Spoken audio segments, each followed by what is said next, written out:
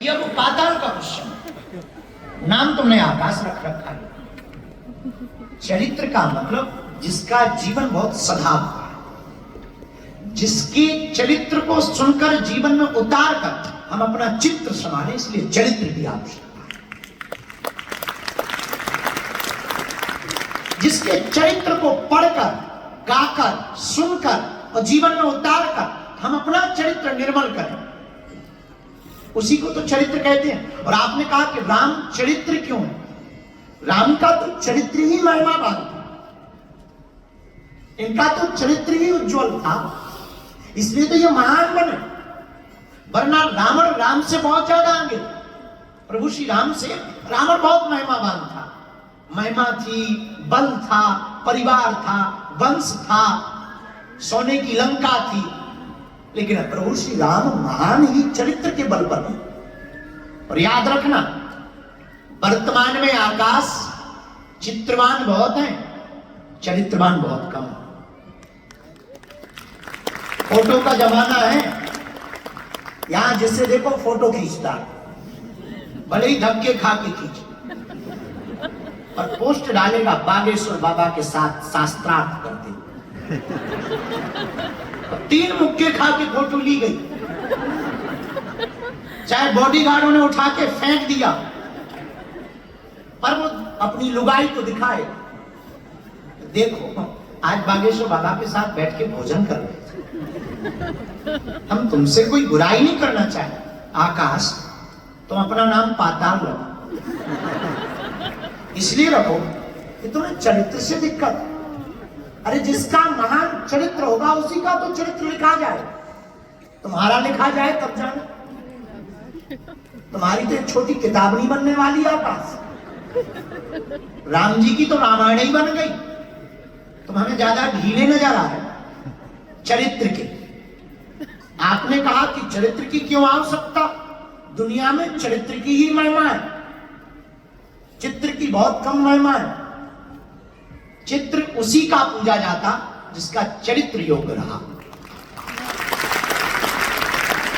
राम का चरित्र योग्य था, इसलिए आज भी उनकी मूर्तियों की, और आज उनकी, वो तो सदा है, पर मूर्तियों के रूप में आज भी हम लोग चित्र के रूप में पूजते। और याद रखना आकाश, जिसका चरित्र श्रेष्ठ होता है वो सदा पूजा जाता है। राम जी का चरित्र श्रेष्ठ था तो रावण भी महिमा गाता था, रावण भी राम जी की जय जयकार करता था। हम तुमको एक कहानी से समझ आए, सत्य घटना से, कि रावण राम जी का कितना मुरीद था, जरा देखना। तो भगवान राम जी ने लंका के लिए जाने के लिए समुद्र में पत्थरों को तैराया, तो ये न्यूज चली लंका कि वो जो दोनों वनवासी है ना, वो लंका आए। तो रावण ने पूछा कैसे? तो राक्षसों ने कहा कि वो तो बहुत खतरनाक है, जादूगर। उन्होंने पानी में पत्थर तैरा दिए, तो जितनी रावण की सेना थी सब जुड़ करके रावण के पास मिल कर गई। रावण बोली क्या बात है, इतनी सेना क्यों आई है? सेना बोली पार्टी बदल रही। कहां जा रहे हैं? विपक्ष पार्टी। क्यों?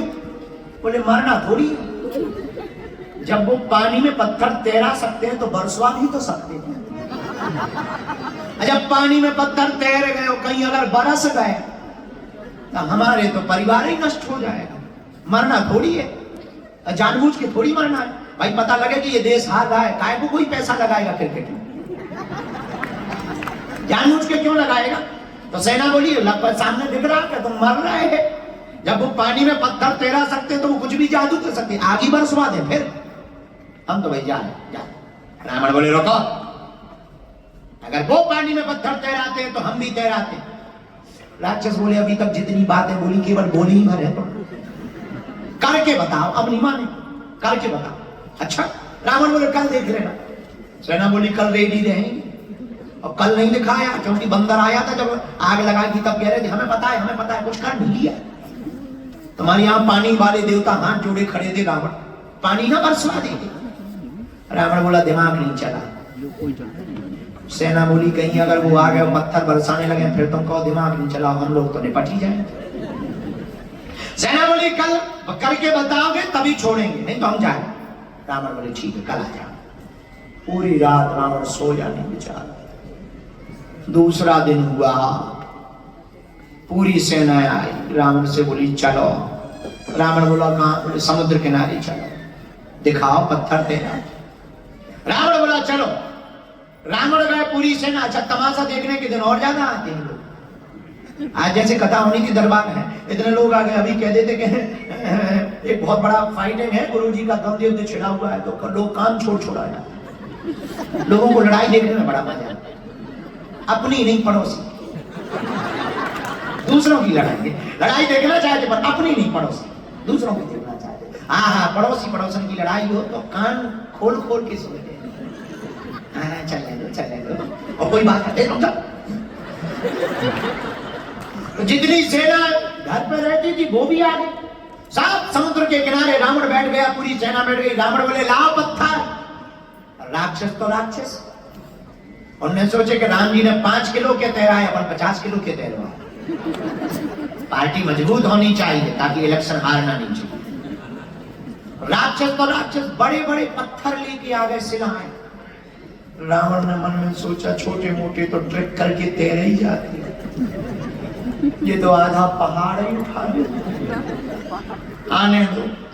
रावण को जितने मंत्र आते थे बोले, सेना बोली मंत्र हो गए हो तो तैरा। रावण बोले चिंता मत करो। रावण ने एक पत्थर लिया और जैसे ही पानी में छोड़ा, सोई डुब फोड़ गए।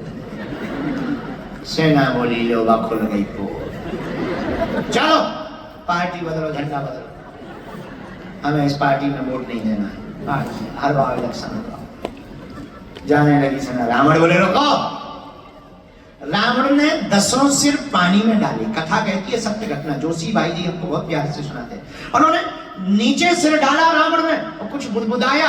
आश्चर्य की बात, वो पानी में पत्थर तैर गया। लोग चौंक गए, ताली बजाने लगे। जो राक्षस छोड़कर जा रहे थे वो रुक गए और लंकाधिपति रावण की जय हो, जय जयकार होने लगा। रावण की महानता के गुणगान गाए जाने लगे और जो गाली बक रहे थे वो विनती करने लगे कि भाई अगर राम जी पत्थर तैरा सकते तो अपना राजा भी कम थी, गजब है, हाइट बराबर की। अब नहीं जाना, कैंसर।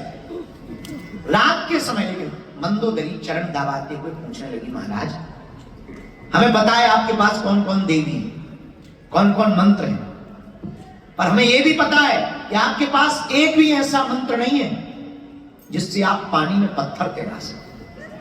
अच्छा, तुम बाहर कितने भी लंबी लंबी फेंको, लोगाई को सब पता।